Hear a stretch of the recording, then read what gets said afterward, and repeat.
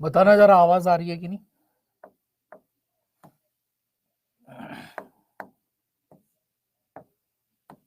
जल्दी बताना जरा आवाज आ रही है कि नहीं।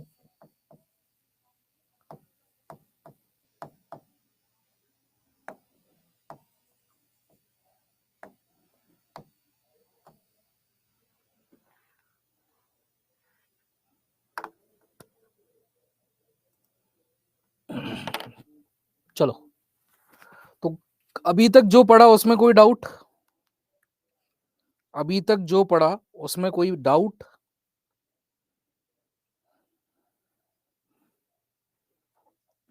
चलो फाइन। तो कल हमने डिस्कस किया था क्या, द टाइप्स ऑफ रिलेशनशिप, ठीक है। इकोलॉजी क्या है? स्टडी ऑफ एनवायरनमेंट, ठीक है।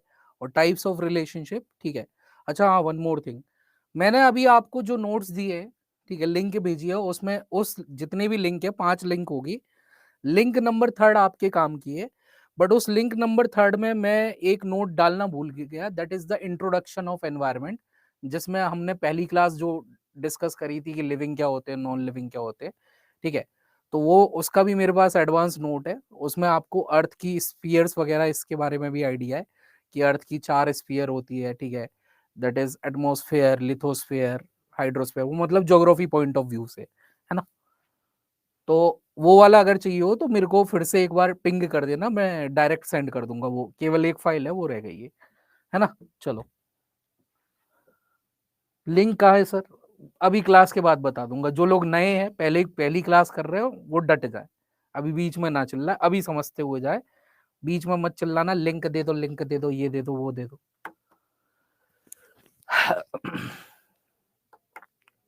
टाइप्स ऑफ इंटरेक्शन में डियर में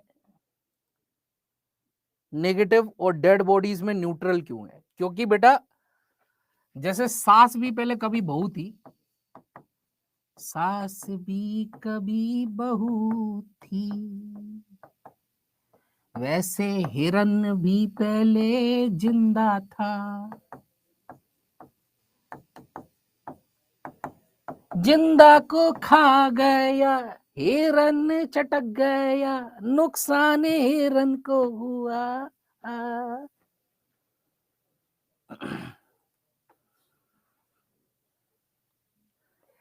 क्लियर है? बट डेड बॉडी क्या, डेड बॉडी है, मरा हुआ हूं मैं मरा, मैं कल को मैं मर जाऊं, मैं मरा हुआ हूं, मेरी सब बॉडी सड़ गल रही है, तो उसको क्या नुकसान, क्या फायदा? चलो,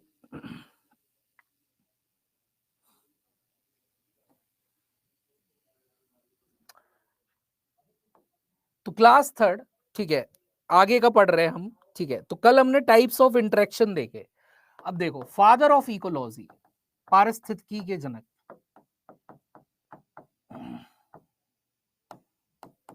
पारिस्थितिकी के जनक, पारिस्थितिकी के बेसिकली कईयों किताब में एक ही दिए गए, ठीक है, जिनका नाम है यूजीन ओडम। बट रियलिटी में यूजीन ओडम आधुनिक पारिस्थितिकी के जनक है ना। पारिस्थितिकी के जनक दो हैं, एक है एंशिएंट, प्राचीन, और एक है आपके यूजीन ओडम, आधुनिक के जनक।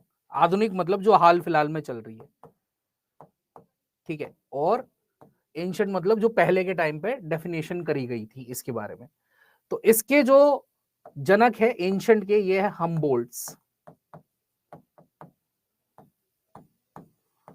हम्बोल्ट।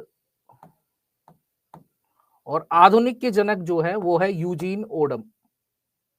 तो ज्यादातर किताबों में केवल इन्हीं का ही नाम होता है, ओडम का, इसलिए सब लोग यही लगाते कि आधुनिक मतलब पारिस्थितिकी के जनक कौन है, यूजीन ओडम। क्लियर है?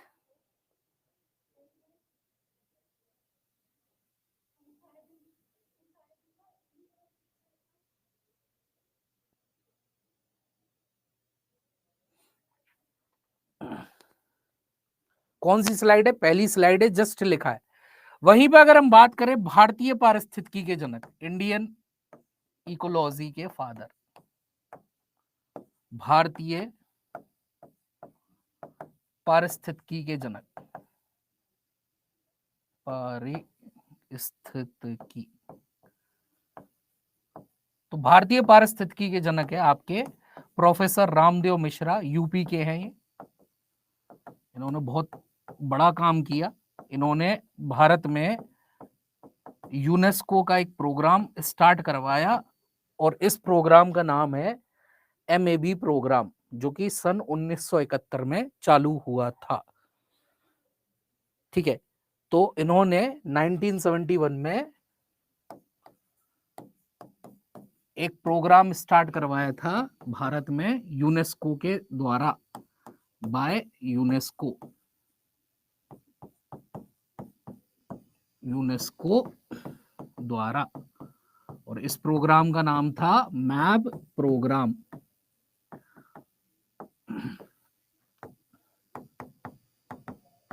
मैप प्रोग्राम या मैप कार्यक्रम लिख सकते हो। अब देखो इससे क्वेश्चन कैसे बनता है। Map stand for, map stand for, map का मतलब क्या है? ए, ठीक है, दैट इज मॉर्टल एंड बायोस्फीयर,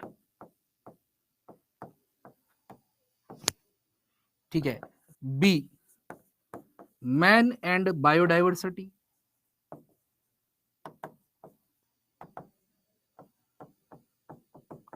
अभी चिल्लाना मत, हिंदी हिंदी लिख दूंगा अभी हिंदी सबकी, ठीक है। सी, मैन एंड बायोलॉजी,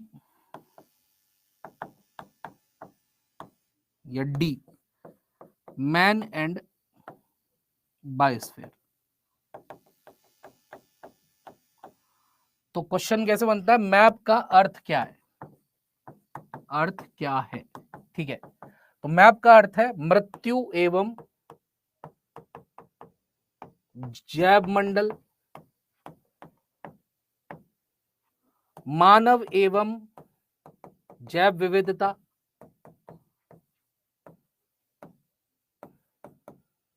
मानव एवं जीव विज्ञान, मानव एवं जैव मंडल। तो आपका रामदेव मिश्रा ने भारत में यूनेस्को के साथ मिलके एक प्रोग्राम स्टार्ट किया। इस प्रोग्राम का नाम है क्या? दैट इज MAB, ठीक है।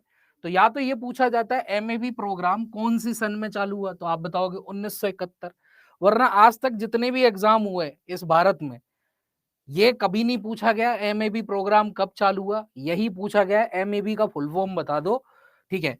मॉर्टल and biosphere, man and biodiversity, man and biology, man and biosphere, तो इसका फुल फॉर्म होता है, ठीक है, मानव एवं जैव मंडल। क्लियर है?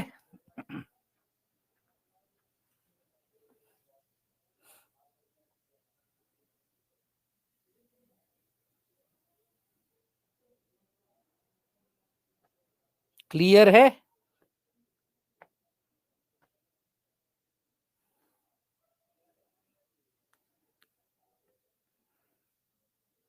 चलो नेक्स्ट हेडिंग डालना, इकोसिस्टम,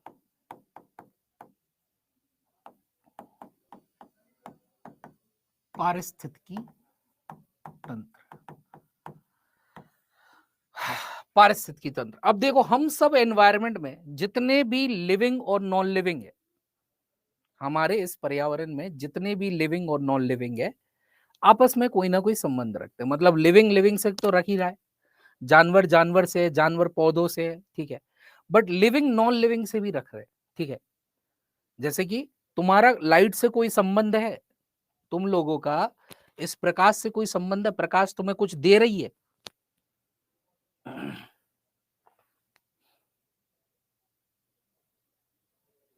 सर ईवीएस का कितना क्वेश्चन आएगा बेटा? रजिया खान, अच्छा एक चीज बताना, खुद से बताना, खुद लॉजिक लगाना, पहली बार सरकार पेपर करवा रही है पहली बार सरकार पेपर करवा रही है, ठीक है, BPSC के थ्रू।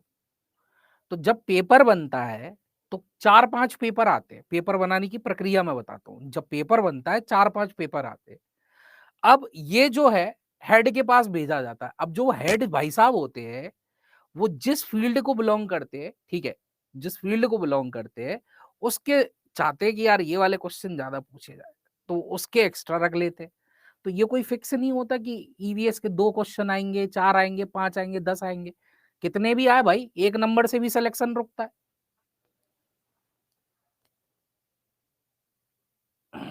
Back please.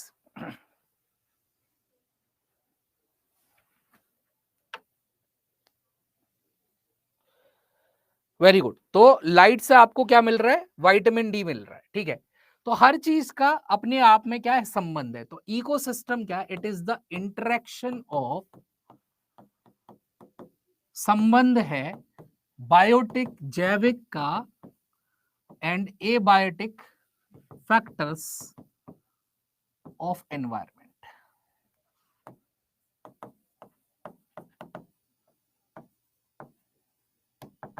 ठीक है, जैविक एवं अजैविक शब्दों के,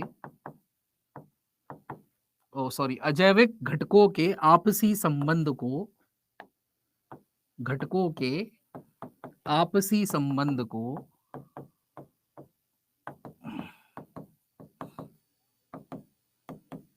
ठीक है, तो जैविक और अजैविक के आपसी संबंध को, ठीक है, आपसी संबंध को, ठीक है, आपका क्या बोलते हैं, ठीक है, संबंध को हम पारिस्थितिकी तंत्र कहते हैं। तो एक सिस्टम है, एक सिस्टम है, उसमें किस तरह से चीजें आपस में संबंध बना रही है, उसी तंत्र को हम क्या बोल रहे हैं, पारिस्थितिकी तंत्र बोल रहे हैं। ये शब्द 1935 में, सन 1935 में, ठीक है, एक आदमी में फिर चुल्ल जगी, ठीक है, ठीक है, अर्थर टेंसले द्वारा दिया गया, अर्थर टेंसले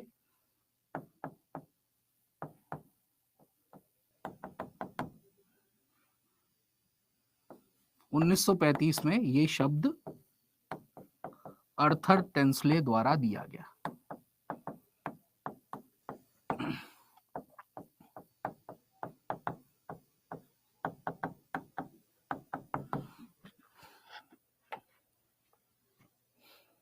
तो कल जो सब चिल्ला रहे थे टेंसले टेंसले टेंसले, 1971 में फ्रूटी कुमारी, नहीं बाप रे बाप, अभी हाल फिलहाल 40-50 साल पहले की बात है, 1935 में बेटा।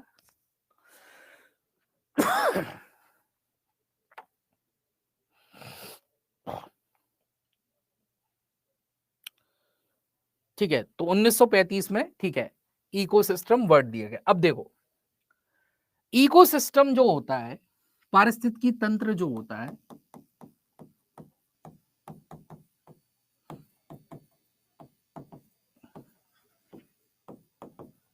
इसके वर्गीकरण बहुत अलग अलग टाइप के, अलग अलग वैज्ञानिकों ने अलग अलग टाइप के इसके वर्गीकरण दिए।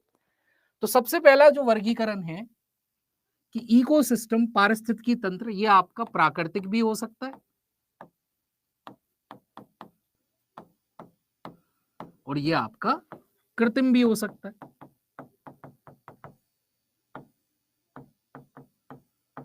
ठीक है, प्राकृतिक जैसे कि जंगल ले लो भैया, जंगल ले लो, घास के मैदान ले लो, ग्रासलैंड ले लो,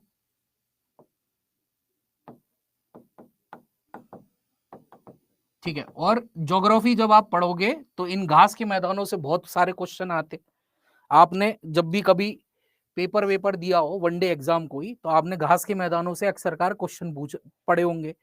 या तो आपसे अंपा चंपा पंपा पूछते, मतलब पंपास, लानोस, ठीक है, स्टेपीज, पुस्तास, और आपका प्रेरी, ठीक है, डाउन्स, ये सारी चीज पूछते। ये नहीं पूछते तो मर्ग, फुमदी, शोला, ठीक है, ये सारी चीजें पूछते, है ना। तो ग्रास के, तो जो आपके ज्योग्राफी वाले सर आपको पढ़ाएंगे तो वो आपको घास के मैदान बताएंगे अलग अलग, ठीक है। या फिर आपका कोई नदी हो गई, रिवर हो गई, या फिर कोई आपकी लेक हो गई, झील हो गई, है ना। ठीक है, आर्टिफिशियल आपका, आर्टिफिशियल कौन कौन से होते हैं, जैसे कि आपका आर्टिफिशियल खेत हो गए, ठीक है, फिश टैंक हो गए, मछली के टैंक हो गए,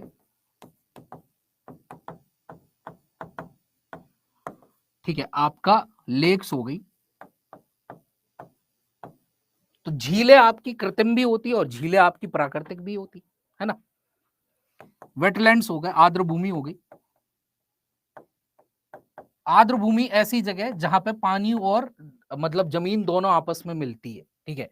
तो वेटलैंड्स आपके नेचुरल भी होते हैं, वेटलैंड्स आपके कैसे होते हैं, आर्टिफिशियल भी होते हैं, है ना। कोई एक एग्जांपल देगा आर्टिफिशियल वेटलैंड का?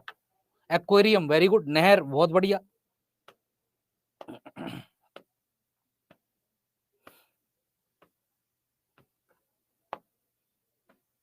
वेरी गुड, डेजर्ट हो गए, कुछ भी डाल दो नेचुरल में। तो देखो एक क्वेश्चन कैसा बनता है, बेसिक क्वेश्चन, इन चार में से कौन सा पारिस्थितिकी तंत्र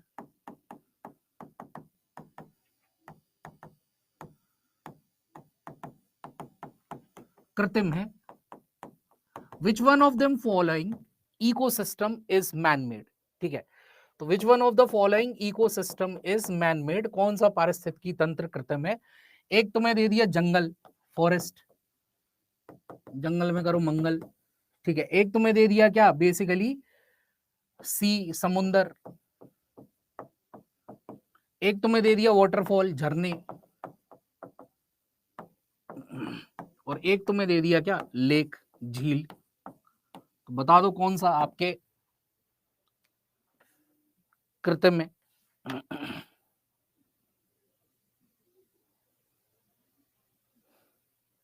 तो very good, answer to this question will be लेक। फिर दूसरा क्लासिफिकेशन, ठीक है, इकोसिस्टम आपके पारिस्थितिकी तंत्र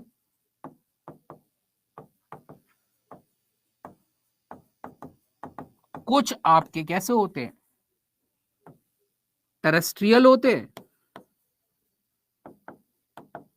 ठीक है, स्थलीय होते हैं, और कुछ आपके कैसे होते हैं, एक्वाटिक होते हैं, जलीय होते हैं, ठीक है। टेरेस्ट्रियल तो आप सभी जानते हो भाई, क्या क्या चीज है, फॉरेस्ट है, ग्रासलैंड है, डेजर्ट है, माउंटेन है, इत्यादि। ये तो सभी को पता है कि भाई जंगल है, घास के मैदान है, रेगिस्तान है, पहाड़ है, ये सब जमीन पे ही तो है, हवा पे थोड़ी लटके हुए। एक्वाटिक में थोड़ा सा घुमा के पूछा जाता है। कैसे घुमा के पूछा जाता है, पहले बताओ, इतना समझ में आ गया सभी को?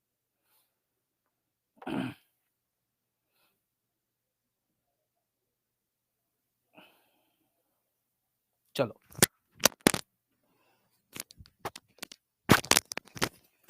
ठीक है, तो एक्वाटिक को थोड़ा सा घुमा दिया जाता है। कैसे घुमा दिया जाता है, ठीक है, इंग्लिश से घुमाया जाता है ताकि तुम लोग समझ नहीं पाओ, ठीक है, ताकि तुम लोग समझ नहीं पाओ, इंग्लिश से घुमाया जाता है। कैसे कि एक्वाटिक जो इकोसिस्टम है, जलीय जो पारितंत्र है, वो दो टाइप के होते हैं। या तो वो जलीय पारितंत्र लोटिक होगा, या फिर वो जलीय पारितंत्र लेंटिक होगा। अब वो लोटिक लेंटिक जानबूझ के लिखते हैं ताकि आप लोग कंफ्यूज हो कि ये लोटिक क्या है और लेंटिक क्या है।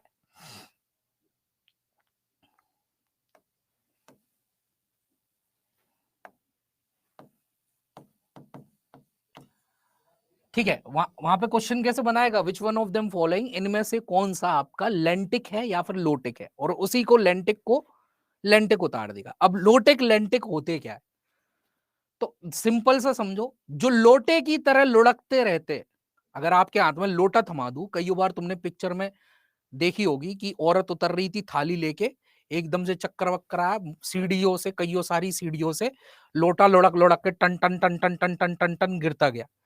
तो ऐसी कोई चीज है जो लोटे की तरह लुढ़कते रहे, मतलब लोटे की तरह लुढ़केगी नहीं, बह रही हो, वो आपका हो जाएगा लोटिक सिस्टम। और जब तुम एक बार सर्दी में अपने उसमें रजाई में घुस जाते हो तो लेटे हैं, मन भी नहीं करता हिलने का, पड़े हैं तो पड़े हैं। तो वो दैट इज लेंटिक सिस्टम, मतलब जो चीज आपकी बहती नहीं हो, ठीक है। तो लोटिक में कौन कौन से आ जाएंगे भाई? रिवर आ जाएगी, बह रही है, रिवर आ जाएगी, बह रही है, और क्या आ जाएगा? ठीक है, ओशंस आ जाएंगे, महासागर आ जाएंगे, तूफान बूफान आते रहते, नदियां, झरने, वाटरफॉल।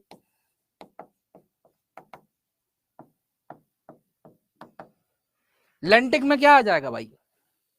वेल, कुआं, ठीक है, आपका लेक, झीले, पौंड, तालाब। तो बता दोगे इजीली?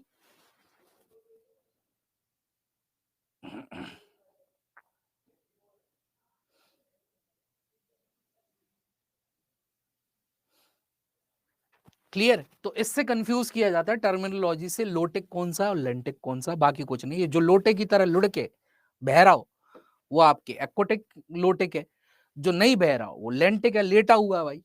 चलो नाउ, अब देखो, इस को चलाने के लिए, इस पूरे इकोसिस्टम के चलाने के लिए कुछ लॉज लगते, कुछ नियम लगते इस पूरे, ठीक है, इकोसिस्टम को चलाने के लिए कुछ नियम लगते, ठीक है। लोटिक और लेंटिक का हिंदी मीन कुछ नहीं, जो स्थाई है, जो स्थाई है, जो रुका हुआ है, थमा हुआ है, वो आपका क्या है? लेंटिक है। जो अस्थाई है, जो बहे जा रहा है, वो आपका क्या है? दैट इज लोटिक है।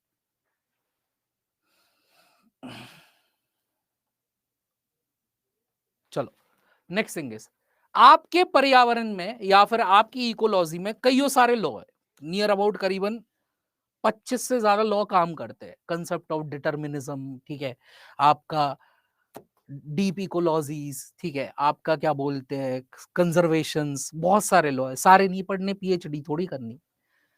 कुछ फेमस फेमस लॉज है, बस वही अपन को याद रखना है।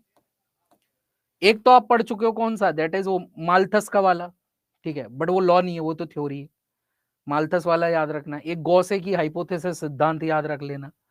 बाकी जो बता रहा हूं बस वो याद रख लेना। तो सबसे पहला है आपका law of conservation of energy, ऊर्जा संरक्षण का, ऊर्जा संरक्षण का सिद्धांत, ठीक है। दूसरा है आपका 10% एनर्जी लॉ, 10% ऊर्जा अधिनियम।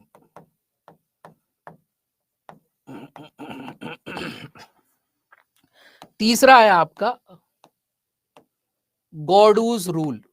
गॉडू एक साइंटिस्ट, वैज्ञानिक का नाम है, गॉडू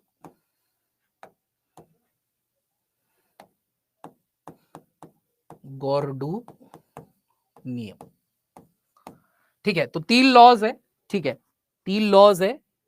एक है आपका सबसे पहले ऊर्जा संरक्षण का सिद्धांत, ऊर्जा संरक्षण का अधिनियम, 10% ऊर्जा नियम, ठीक है। और तीसरा है गॉडू का नियम, ठीक है। क्या क्या बोलते हैं ये नियम? सबसे पहले क्वेश्चन कैसे बनता है वो देखते हैं। 4 आपको ये दे दिए, ए बी सी डी, है ना। एक में लिख दिया मैंने आइंस्टीन, एक में लिख दिया मैंने न्यूटन, एक में लिख दिया लिंडमैन, एक में लिख दिया रैंकिन। और पूछ लिया तुमसे कि law of conservation of energy किसने दिया, ऊर्जा संरक्षण का नियम किसने दिया?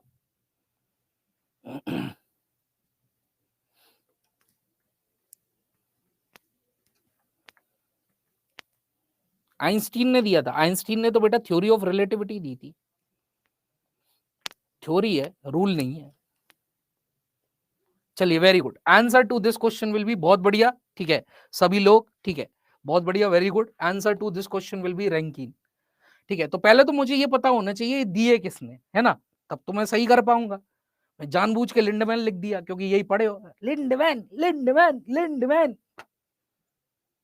मिल गया तंबूरा, आ गया 0 नंबर। चलो, तो सबसे पहला है law of conservation of energy.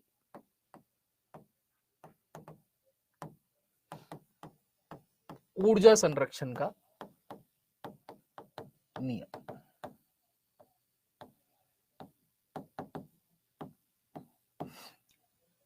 किसने दिया? विलियम रैंकिन ने।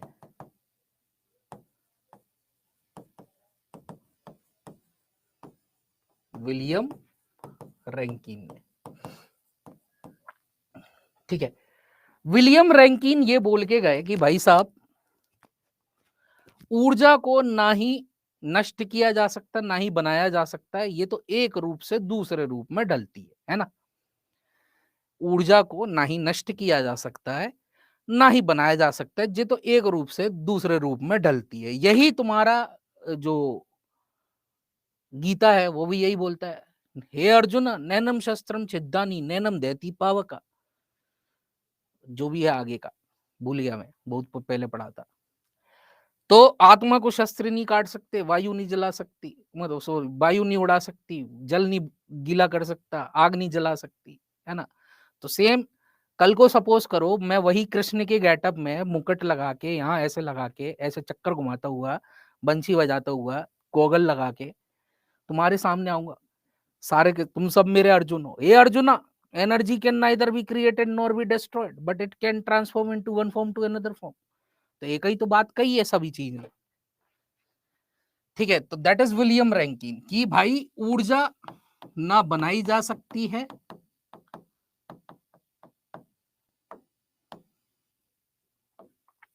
ना बनाई जा सकती है,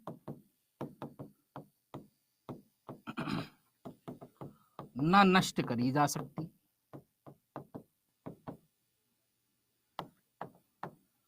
ठीक है, energy can neither be created nor be destroyed.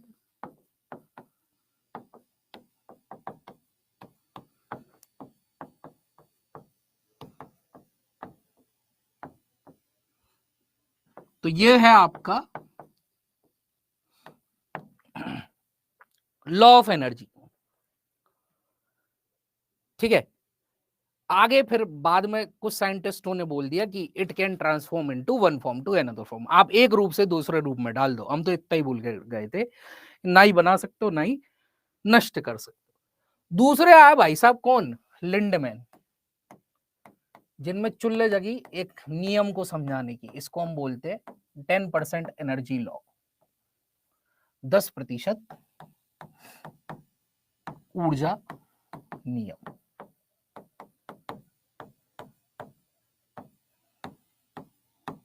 ठीक है। तो 10% ऊर्जा नियम, ठीक है। ये आपका दिया था किसके? लिंडमैन ने 1942 में, उनमें चुल्ले जगी थी लिंडमैन में इस नियम को देने की। इस नियम को लिंडमैन ने अपने एक चार्ट से समझाया, एक डायग्राम से समझाया। वो डायग्राम क्या था? ये सूरज है, ठीक है, इससे कई सारे रेडिएशन आ रहे, अर्थ तक पहुंच रहे। अर्थ पे क्या होते?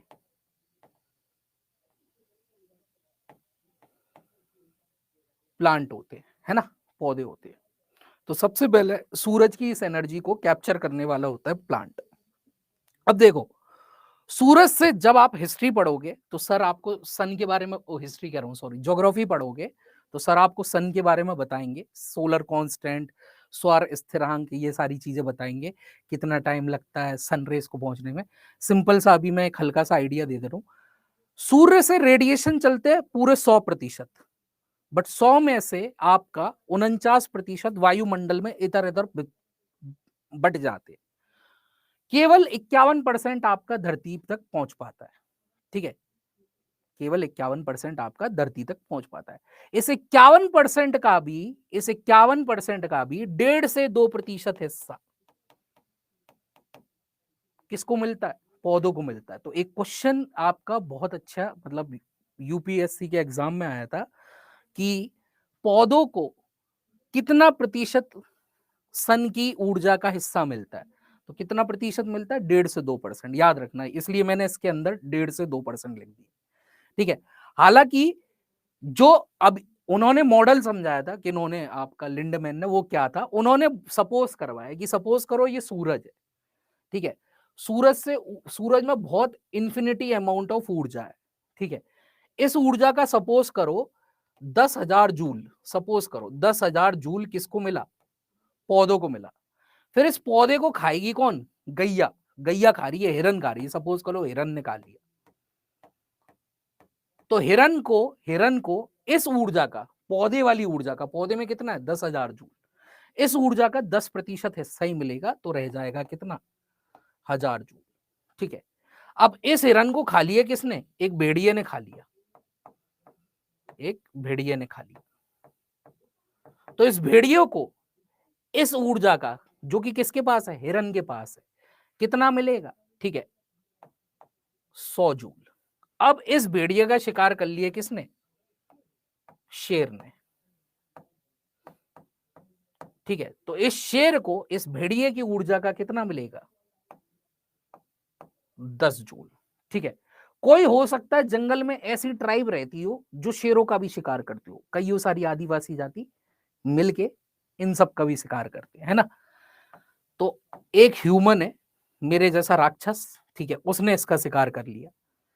ठीक है, मानव। बट ये हम लोगों की, नॉर्मल लोगों की बात नहीं कर रहे, ये आदिवासी ट्राइब की बात कर रहे। उन्होंने इस शेर का शिकार कर लिया, तो इस शेर की ऊर्जा का कितना मिलता है? 1 जूल। ठीक है। तो 10 हर जगह आपका क्या हो रहा है? हर पोषी स्तर पे क्या हो रहा है? ठीक है, हर पोषी स्तर पे क्या हो रहा है? जैसे जैसे आपका ऊर्जा स्थानांतरण हो रहा है, जैसे जैसे ऊर्जा, ये सारे क्या है? पोषी स्तर है, न्यूट्रिशनल लेवल से पोषी स्तर बोले जाते हैं, न्यूट्रिशनल लेवल, या फिर इंग्लिश में आप ट्रॉफिक लेवल्स बोलते हैं। ठीक है। तो जैसे जैसे ऊर्जा का स्थानांतरण हो रहा है, वैसे वैसे आपका क्या हो रहा है? वैसे वैसे आपका पिछले पोषी स्तर का केवल 10% हिस्सा आगे बढ़ता है, बाकी 90% पर्यावरण में हास हो जाता है। तो ऐसे ही जब हमारे पास ऊर्जा आई, तो 10% में से 9%, हमारे, जब हम खाना खा रहे होते हैं तो बॉडी से हीट निकलती है, तो 9% ऊर्जा आपकी बॉडी से बाहर निकल जाती है, केवल आपको यूज करने को मिलती है कितना? 1%। मतलब जस्ट एग्जाम्पल के तौर पे। तो ये डायग्राम आपका समझाया था किसने? लिंडमैन ने। सभी को समझ में आ गया? सभी को समझ में आ गया?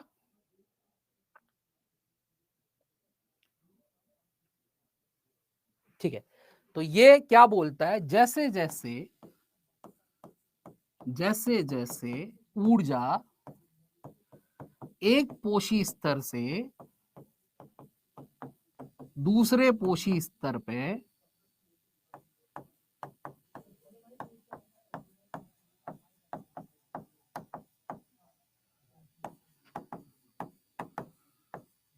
स्थानांतरित होती है,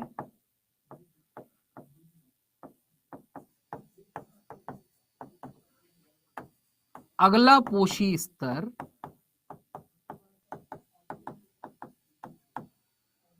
पिछले पोषी स्तर का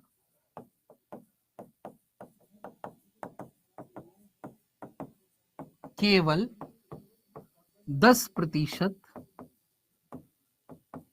हिस्सा प्राप्त करता है।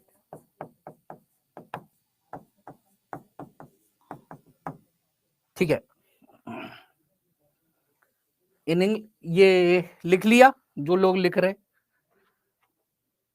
ट्री वाला समझा दीजिए। ट्री वाला ये है कि जब आपकी सनरेज आती है ऊपर से, पहली चीज तो एनवायरनमेंट में क्या है? क्लाउड है, डस्ट है, ठीक है, बहुत सारी गैसेज हैं, ठीक है, बहुत सारे पार्टिकल्स हैं, ठीक है, जो कि अपने को दिख नहीं रहे। बट जब आप किसी झरोके से सनरेज आते हुए दिखते हो, तो आपको बहुत सारे पार्टिकल्स दिखते हैं।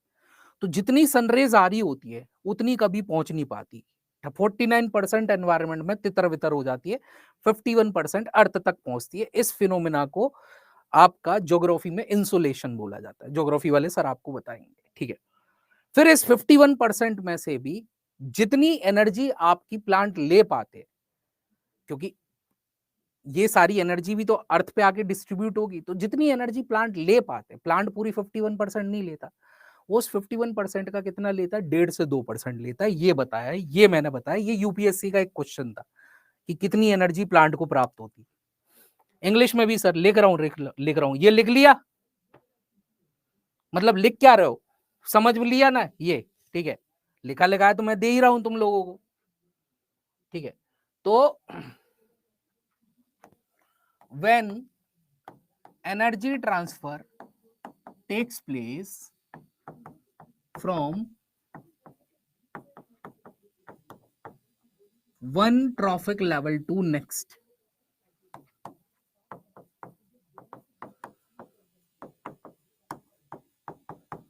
ठीक है, the upcoming trophic level will receive only 10% amount of energy from previous trophic level,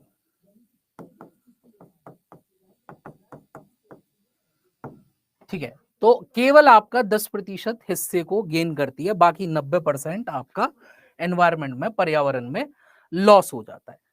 clear है?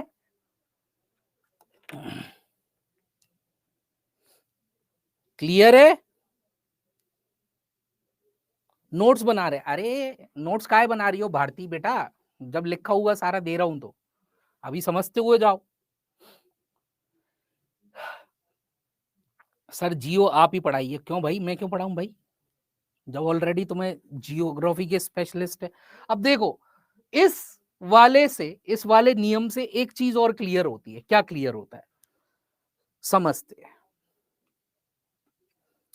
तुम में से बहुत सारे लोग, तुम में से बहुत सारे लोग, ठीक है, देखो मेरा काम केवल पढ़ाना नहीं, पीडीएफ काम लेकर डट जाओ, पहले समझ लो जितना पढ़ा रहा हूं, सब चीज पका पकाया दे दूंगा, हड़बड़ाओ मत, हाय हत्या मत मचाओ, बीच क्लास में मत टोका करो, ठीक है। बता दूंगा, शांत रहो, थोड़ा सा पहले समझ लो। तो पीडीएफ पढ़ोगे तो तुम्हारा रिवीजन हो जाएगा और कुछ नहीं होगा, तुमको मेहनत भी नहीं करनी पड़ रही कि लिख रहे हो बैठ के, और केवल मैं ही दूंगा, बाकी सबसे मत मांगने लगना, मेरे पास ऑलरेडी पड़े हुए थे पहले के, इसलिए दे रहा हूं। ट्री का जूल कितना है बेटा, वो तो कितना भी रख सकती हो कविता कुमारी, 10,000 रख लो, 1,00,000 रख लो, उन्होंने 10,000 रखा था समझने के लिए, ठीक है। वो तो एग्जामिनर आपको कुछ भी रख सकता है, यहाँ पे 5,000 धर दे, 4,533 धर दे, हटाओ। चलो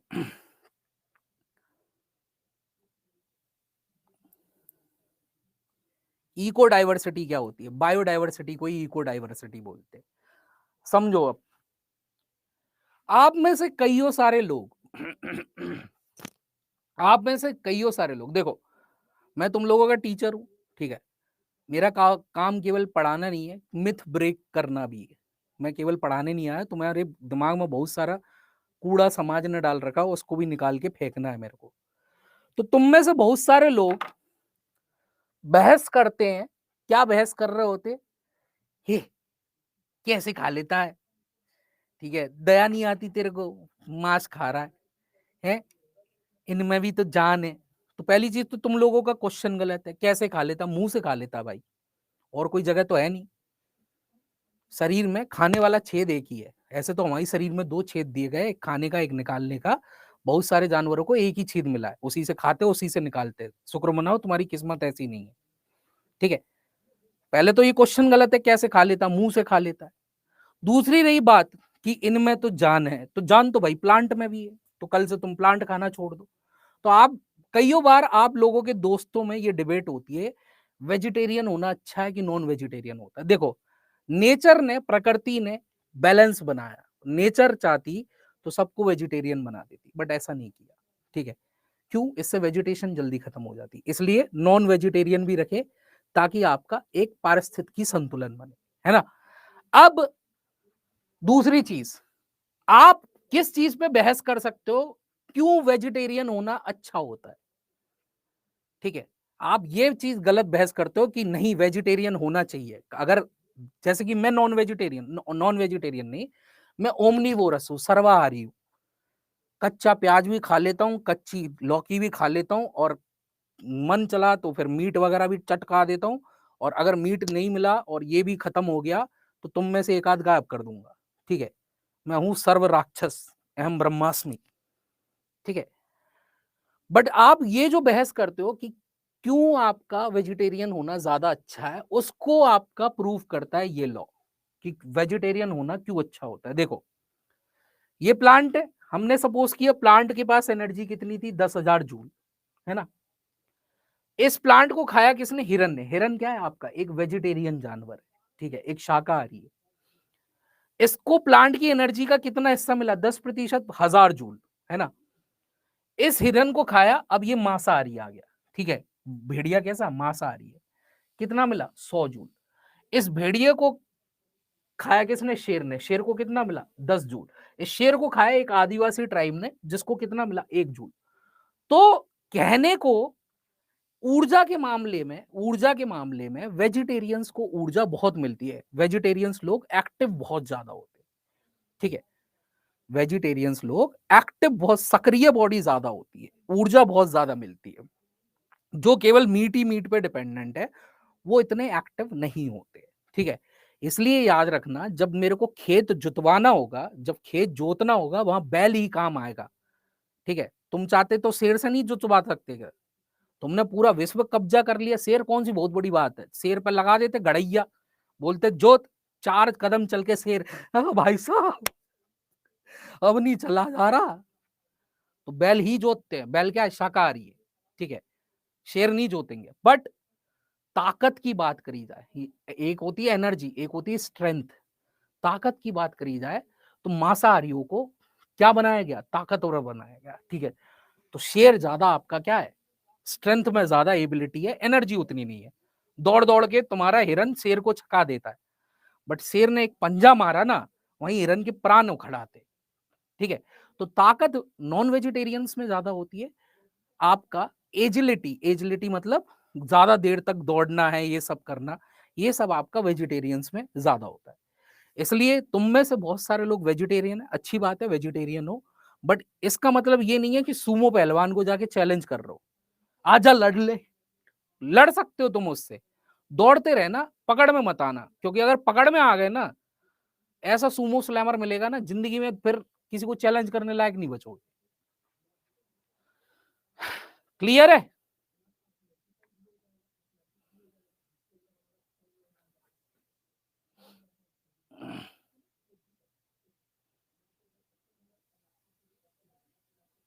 चलो, तीसरा रूल,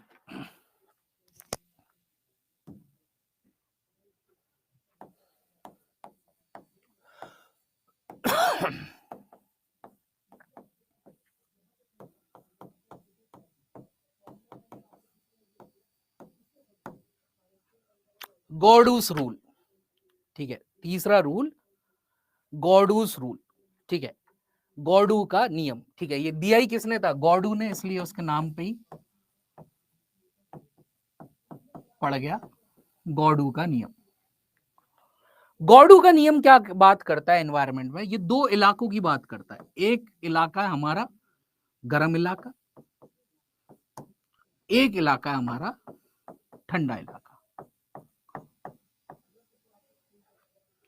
ठीक है।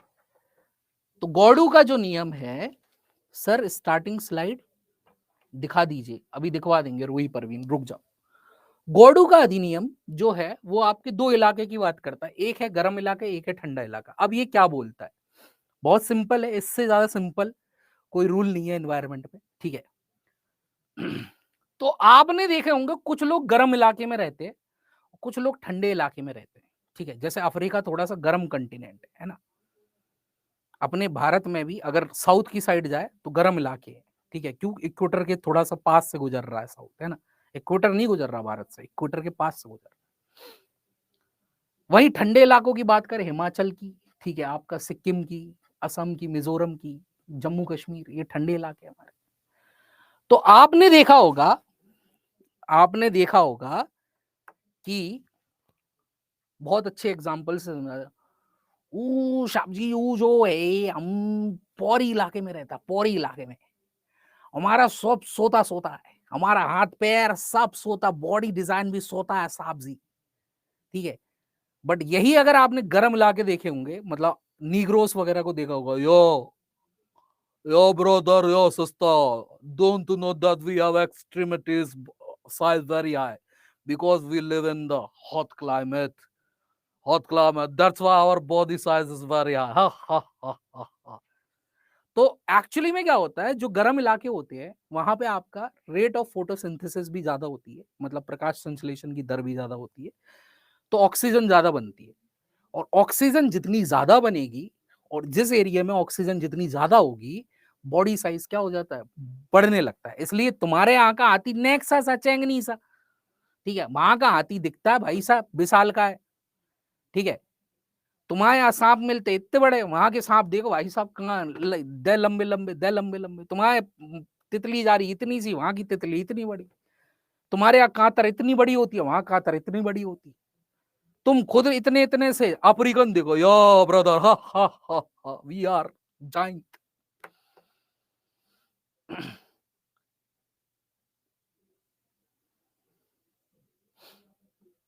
क्लियर है, ठीक है। तो वार्म क्लाइमेट, कोल्ड क्लाइमेट, ठीक है, बॉडी एक्सट्रीमिटीज, ठीक है, लॉन्ग बॉडी एक्सट्रीमिटीज, शॉर्ट, ठीक है, शरीर का आकार लंबा, ठीक है, शरीर का आकार छोटा।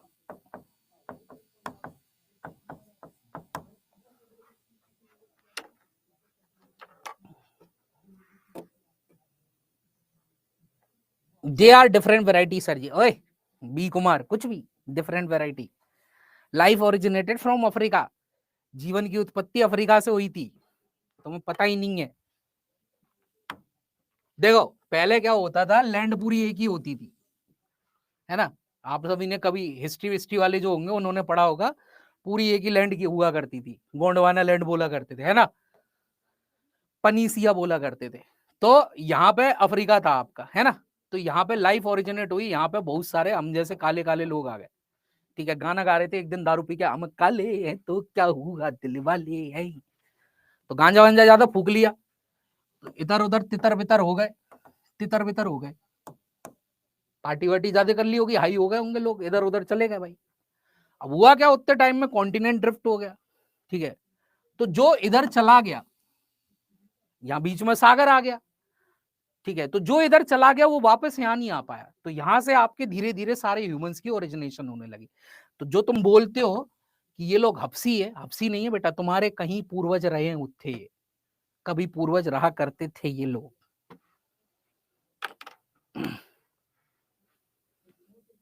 ठीक है, तो हफ्सी वफ्सी मत बुला करो, पूर्वज है, अगली बार मिले तो मिल यो माय सिस्टर।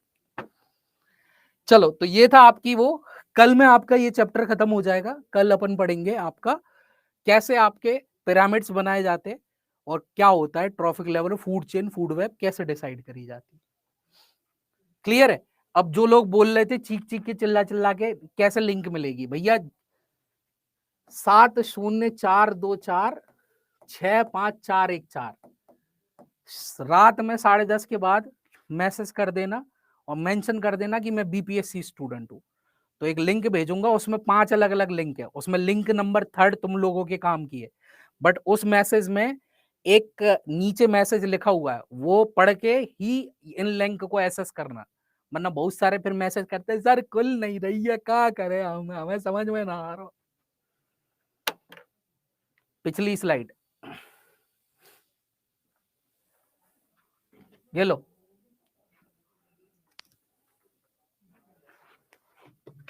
पीडीएफ कैसे मिलेगा? अभी और क्या समझाया है तेरे को भाई ब्रह्मानंद भैया, और क्या समझाया है?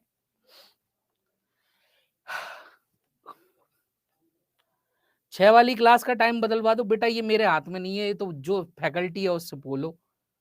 सर पहली स्लाइड। और हाँ, तुम में से बहुत सारे लोग तुरंत मैसेज करके तुरंत कॉल करने लगते हैं व्हाट्सएप पे। बोला है जब रात में 10:30 बजे के बाद फ्री होता हूँ तब आराम से भेजूंगा, ठीक है।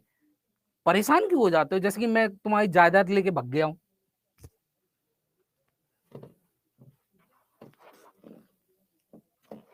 सर जाए, बिल्कुल जाओ, हमारी का शादी करवा के जाओगी?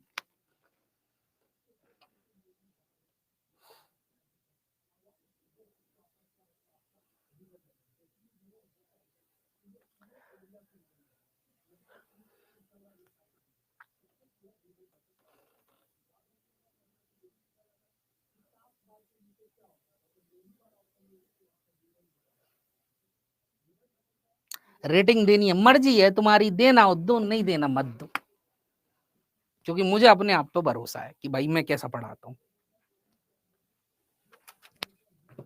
रेटिंग के भूखे वो होंगे जिनको खुद पे भरोसा नहीं होगा।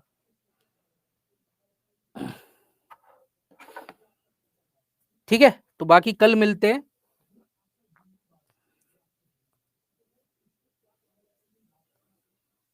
चल लास्ट स्लाइड,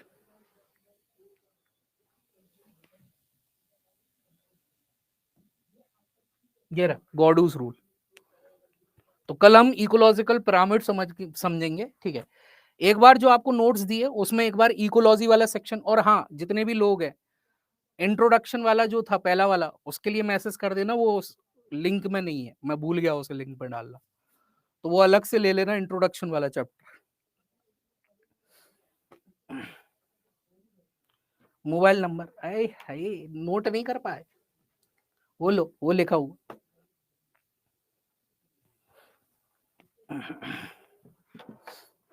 सर यहाँ पे पीडीएफ डाल दो, यहाँ पे भी डाल दी है, बट यहाँ पे बेटा क्लास वाइज डल सकती है, ठीक है, पूरी इकट्ठी पीडीएफ नहीं जाएगी, पीडीएफ का साइज बड़ा होता है, ठीक है। मेरे पास जो है पीडीएफ वो पूरी कंपाइल्ड है, कंपाइल्ड मतलब सारा का सारा पूरा अलग अलग नहीं देखना पड़ेगा, एक बार पढ़ लिया पूरा पूरा पूरा, तो उसका एमबी ज्यादा है। यहाँ पे आपका क्या बेसिकली जो एप्लीकेशन पे डलती है वो आपकी ये जो मैं लिखवा रहा हूँ वो वाली डल पाती है, क्योंकि इसका साइज कम रहता है, उसका साइज ज्यादा है जो मैंने हैंड रिटन बनाए हुए, तो वो नहीं डल पाएगी।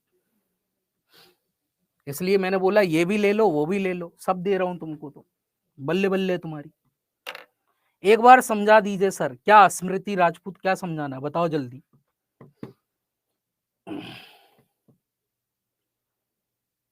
इसकी रिकॉर्डिंग मिलेगी ना सर? अरे रुको रुको, डट जाओ, जिन लोगों को ये भी दिक्कत है कि हमको पुरानी क्लास नहीं मिलती, समझ जाए मेरे से।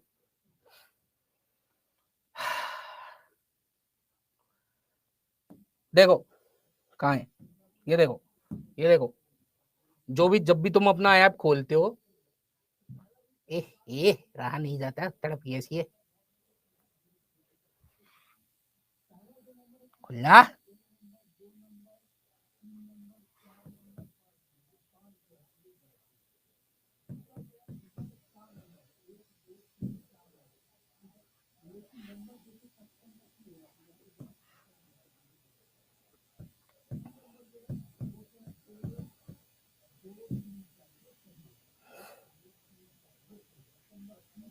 जैसे कि ये अपकमिंग क्लासेस में आपको ये पता लगता है कि आपकी कल की क्लासेस का शेड्यूल क्या है या आने वाली क्लासेस का शेड्यूल क्या है। यहाँ आपकी पास्ट क्लासेस है, पास्ट क्लासेस मतलब जो हो चुकी है, तो जो हो चुकी है वो सारी क्लासेस है, यहाँ से वीडियो देख सकते हैं।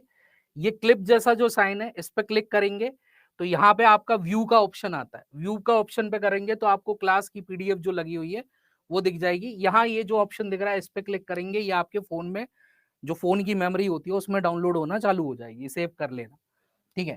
ऐसे देखते हैं, ठीक है। और यहाँ जो है क्लास टुडे जो आज की क्लास है वो रहेगी, ठीक है। कल तक की सारी पीडीएफ डाल चुका हूं, आज की क्लास की पीडीएफ घर जाके अपलोड कर दूंगा। टेलीग्राम आईडी सर आपका, टेलीग्राम खोलो, यहाँ जाओ, यहाँ पे ऐसे सर्च कर लो, BHAWANI स्पेस दो, BA ओए तेरी BHAWANI स्पेस दो, BA कहाँ गया? ठीक है, ये रहा। या तो ये ज्वाइन कर लो या ये ज्वाइन कर लो, जो ज्वाइन करना है वो ज्वाइन कर लो। मेरे को पर्सनल मैसेज करना है, मेरे को पर्सनल मैसेज कर। चलो ठीक है, चलो तो मिलते हैं कल। Till then have a nice day, bye bye, good day, take care.